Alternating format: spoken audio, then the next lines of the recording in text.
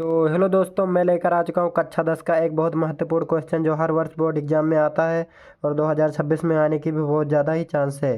तो आइए इस सवाल को मैं आपको बहुत अच्छे तरीके से बता देता हूँ और मुझे विश्वास है कि आप समझ जाएंगे। तो आइए इस सवाल को पहले पढ़ लेते हैं कि क्या कह रहा है। 5 वर्ष बाद जेकब की आयु उसके पुत्र की आयु से 3 गुनी हो जाएगी। 5 वर्ष बाद जेकब की आयु उसके पुत्र की आयु से 3 गुनी हो जाएगी। 5 वर्ष पूर्व जेकब की आयु उसके पुत्र की आयु के 7 गुनी थी। तो आइए पहले मान लेते हैं कि माना माना माना जेकब जेकब की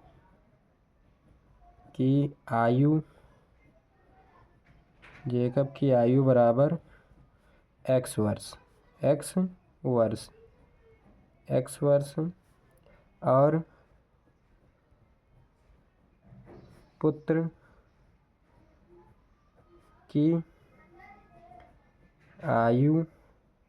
पुत्र की आयु y वर्ष। तो हमने जेकब की आयु x और उसके पुत्र की आयु y वर्ष मान लिया।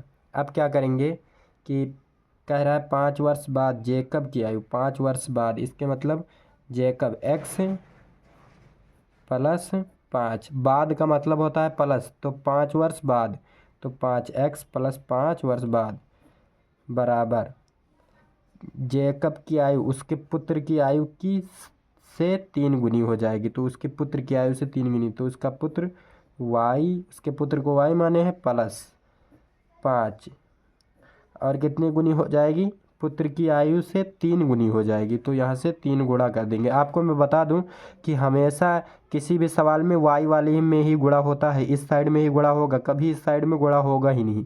तो आपको ये ध्यान में रखना है कि इस साइड में ही गुणा होगा। तो आइए अब इसका गुणा कर लेते हैं। तो ये हो जाएगा, यहाँ बराबर लगा लेंगे, ये हो जाएगा x प्लस 5 बराबर 3 का गुणा y में होगा तो 3y, यहाँ प्लस है तो प्लस, अब 3 का गुणा 5 में होगा तो 3 बचे 15।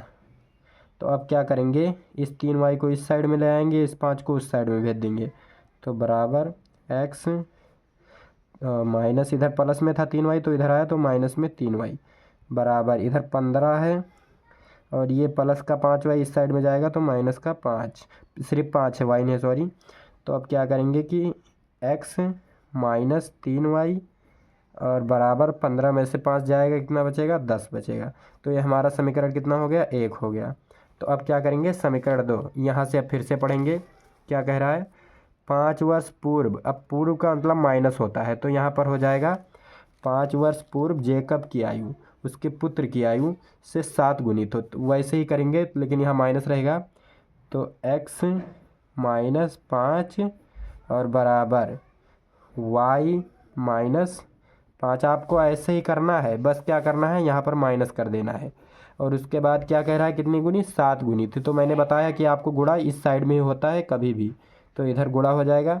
तो अब आइए इसका गुणा कर लेते हैं, बराबर तो अब यहाँ x माइनस 5 और बराबर 7 का गुणा y में होगा तो 7y और माइनस 7 बचे 35।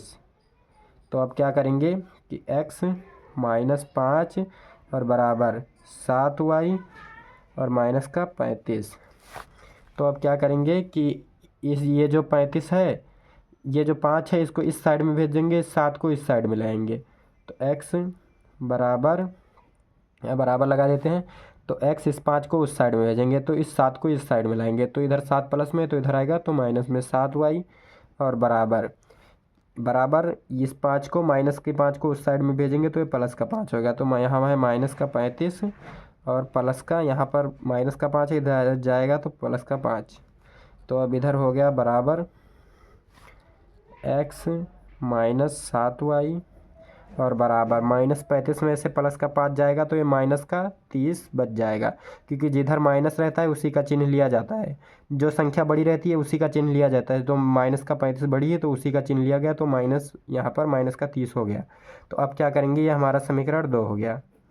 तो अब हम क्या करेंगे कि दोनों ये समीकरण 1 और समीकरण 2 को विलोपन विधि से हल करेंगे। तो पहले इसको उतार लेते हैं, तो x माइनस 3y, समीकरण 1 को उतार रहे हैं, बराबर 10। तो ये समीकरण 1 हो गया। अब ये समीकरण 2 को उतारेंगे तो x माइनस 7y और बराबर कितना है, माइनस का 30। तो अब क्या करेंगे, यहाँ पर लिख देंगे घटाने पर, घटाने पर। तो अब क्या करेंगे, घटाएंगे इसको। तो यहाँ जब घटाने पर करते हैं तो यहाँ प्लस रहता है, जहाँ माइनस हो जाता है, यहाँ माइनस है तो यहाँ प्लस हो जाएगा, और यहाँ माइनस है तो यहाँ भी प्लस हो जाएगा। जहाँ माइनस रहता है वहाँ प्लस हो जाता है, घटाते हैं, और जो प्लस रहता है वो माइनस हो जाता है। तो यहाँ पर x से कट जाएगा। अब यहाँ पर 4y में से 3y घटेगा, क्योंकि ये प्लस है माइनस है, तो 7y में से 3y घटेगा, तो हमारा 4y बच जाएगा। और बराबर ये 10 और ये भी प्लस का 30 है, क्योंकि यहाँ माइनस था तो घटाने पर लिखे तो ये माइनस का प्लस हो गया, तो 30 और 10 कितना हो जाएगा, 40। तो अब इस 4 को इस साइड में भेजेंगे बराबर के। यहाँ से आपको समझ में नहीं आया तो मैं बता दूं कि x को काट दिया, उसके बाद 7 में से 3 को घटाया तो 4y आ गया, बराबर 10 और 30 कितना, 40 हो गया। अब हम यहाँ क्या करेंगे कि ये जो 4 है इसको बराबर के उस साइड में भेजेंगे, तो इधर गुणे में है उस साइड में जाएगा तो बटे में आ जाएगा, तो बराबर 40/4। तो अब क्या करेंगे, 4 से 40 को काटेंगे तो 10 बार में कट जाएगा, तो हमारा y बराबर कितना आ जाएगा, y बराबर 10 आ जाएगा। तो अब हमारा y का मान निकल गया। तो इस y को मान को क्या करेंगे कि हम यहाँ समीकरण 2 में रख देंगे, नहीं समीकरण 1 में रखते हैं, क्योंकि समीकरण 1 छोटा है। यहाँ पर x माइनस 3y बराबर 10, तो इसमें y का मान निकला है तो y की जगह पर 10 रख देंगे, वह हमारा x का मान भी निकल आएगा। तो आइए यहाँ पर कर लेते हैं, पहले इस समीकरण को एक बार उतार लेते हैं, x माइनस 3y और बराबर कितना है, 10 है। तो अब क्या करेंगे, x माइनस 3, इसके बीच में गुणे का निशान रहता है तो गुणा, और कितना निकला है y हमारा, तो 10 निकला है तो 10 रख देंगे, तो 10 और बराबर कितना, 10। अब क्या करेंगे, इसका गुणा कर लेंगे तो 10 तियाँ 30 या 3 दहम्मा 30, तो माइनस का 30 और बराबर में 10। तो अब x बराबर इस माइनस 30 को इस साइड में बराबर के भेजेंगे तो ये प्लस में हो जाएगा, तो बराबर 10, और इसको इधर से भेजेंगे तो ये माइनस में इधर जाएगा प्लस में, तो प्लस का 30। तो x बराबर कितना निकल गया, 40। तो हमने x किसका माना था, तो हमने जेकब की आयु को x माना था, तो उसका आयु x बराबर 40 निकला, और उसके पुत्र की आयु हमने कितनी मानी थी, y मानी थी, तो उसका निकला 10। तो यहाँ पर लिख लेंगे कि जेकब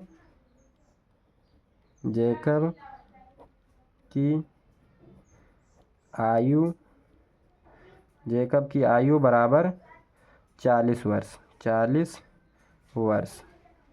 आप लोग समझ आए, 40 वर्ष, और उसके पुत्र की आयु